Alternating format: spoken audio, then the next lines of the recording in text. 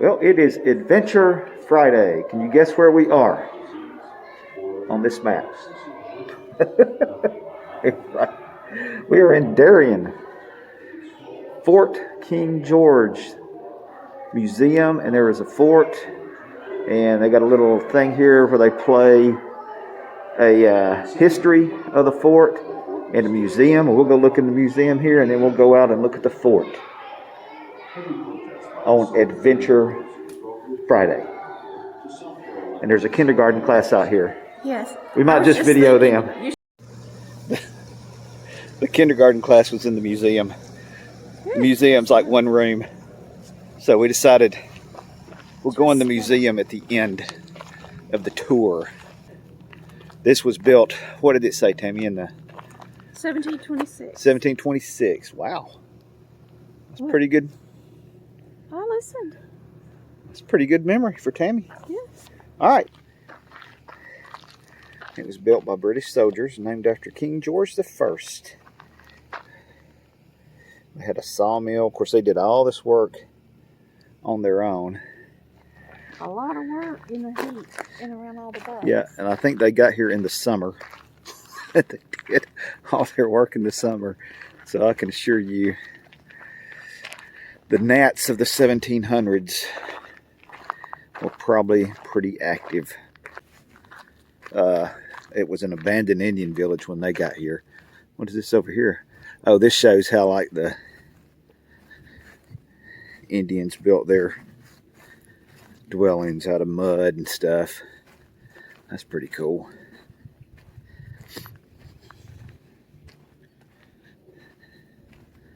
Yeah, you can see the sticks and the mud and the shells and all the stuff that they put in here. It says the alligators are wild, but I don't see any alligators. Do you? You see any wild alligators, Tammy? No, I don't. Built in 1721 by John Barnwell.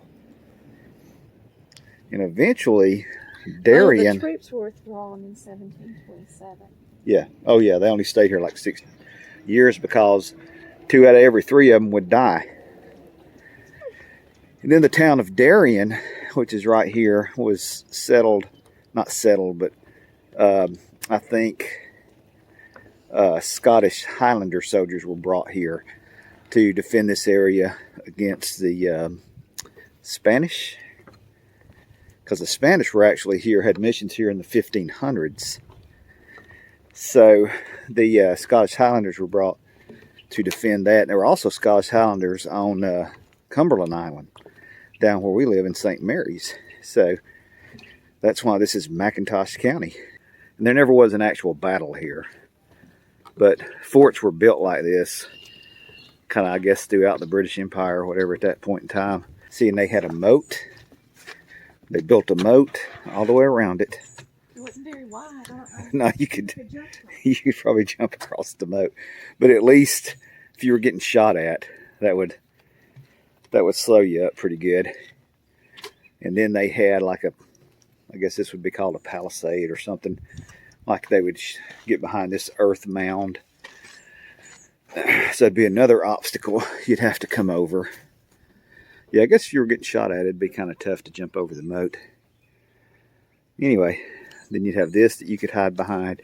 And then, like I said, then you had the fort up there, 3 stories. Pretty cool. There's Tammy and the cannons.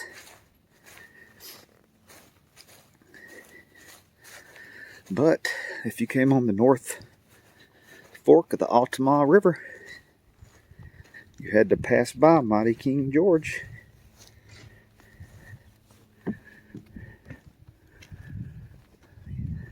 Good luck getting past all that.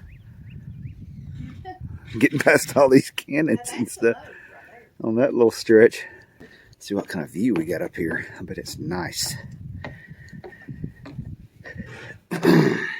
Well, here's your little cannons, like the one they had out there.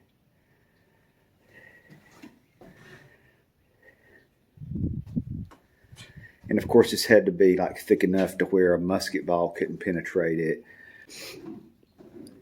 Let's go downstairs.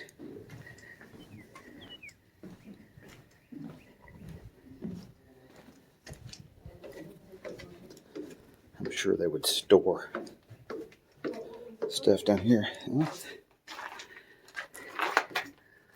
Work area.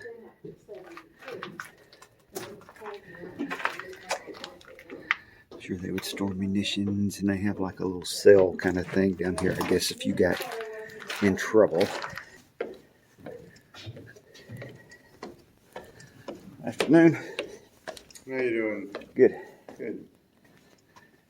And here's the second floor, and you can see out of these little shooting windows that they had. Pretty cool. And they got this set up where people can come in. They have like speakers that come in and give lessons about the fort. And like I said, they've done a good job recreating all this stuff. Let's see what kind of view. Here's the north view.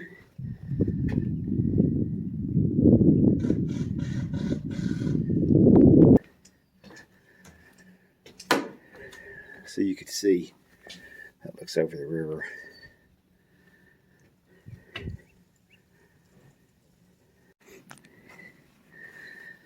And I think they would, all this is built, or most of it, from cypress. And so they had to bring the cypress in from maybe 3 to 5 miles away. You can see the way these cabins are built. Nice. Cozy. They've done a really good job recreating this. I mean, this is very nicely done. Gives you a nice idea of a living quarter here. Of course, I don't know if that was for enlisted men. It's probably for officers, where they would have eaten. You can see the way this is set up.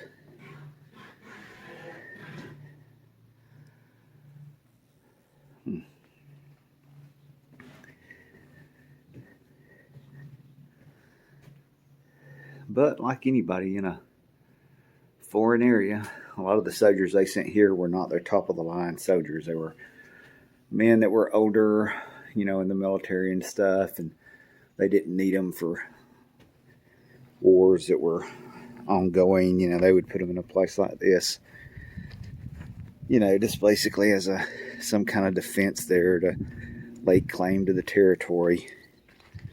Of course, and like I said, a lot of them died. Yeah, here's where the enlisted men probably would stay, the people that weren't the officers. You got a dirt floor, all the bunks. And this is probably fairly close to how it would have been set up. And you can see the straw mattresses with just a straw on them.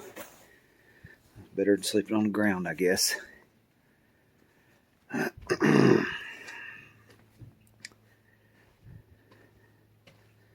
this is probably fairly close to the conditions that they would have dealt with. Hey, I know that lady. You know her?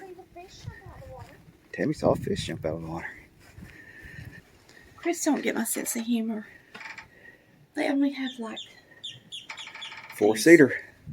4-seater backward. It's a 4-seater. Well, sometimes Guess for your kids, maybe. if they all eat at the same time, they probably all go to the bathroom about the same time. Hey, here's a boat.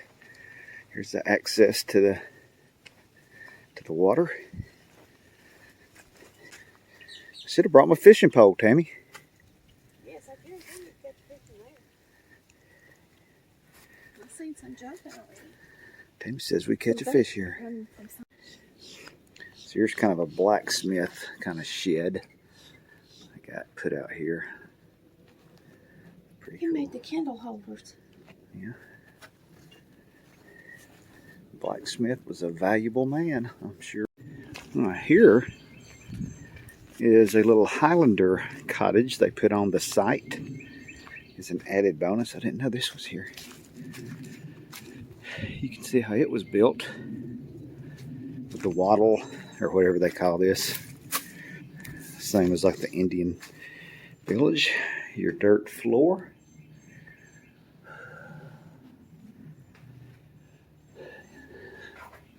Tiny house nation. It was a tiny house nation back then, for real. You look at all the houses back then, even the ones that were like mansions, they have little bitty furniture and little bitty rooms, and it's just kind of interesting. We have a lot more space. We're used to a lot more space today. How'd you like to be a guy that grew up in the slums of London and land here on some boat after you got put in the army, and then get told by some guy, we're going to go through here and build a fort up on that hill. And half the people had already died before you even got here. I tell you what, we got it made today.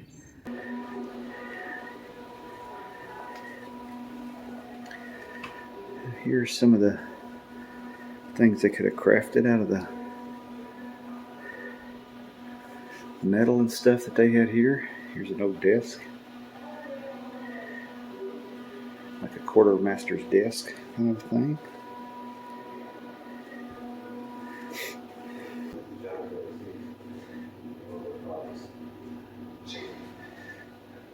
There's a map of Darien from 1776.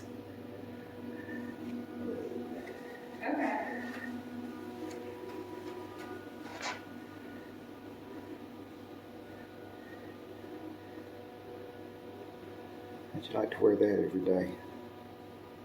Every day. Down here where it's a little hot. Highlanders.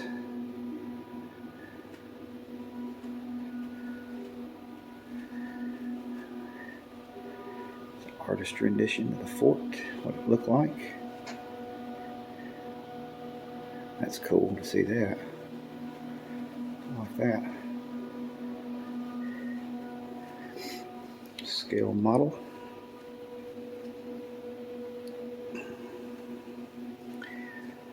I tell you what's cool is all these parks now, like the national parks and the state parks, have these little scanner things, and you can go by and scan them with your phone and play it, and it'll give you like all this historical stuff that you can listen to while you're looking at all this stuff. And they're just kind of all over the place. You can just scan it with your phone. They had those out at Cumberland Island too. It's really cool. Done a nice job here.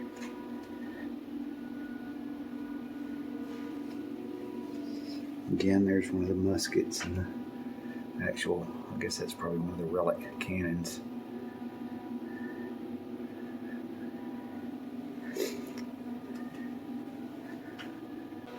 The Guale Indians that were here first. At least they were here before the Spaniards. Some of their artifacts. So if you are ever on I-95, this is only 8 or 10 miles off the interstate, and it is a cool thing to go look at. We really enjoyed it. Darien's a cool little town. But anyway, if you like to eat,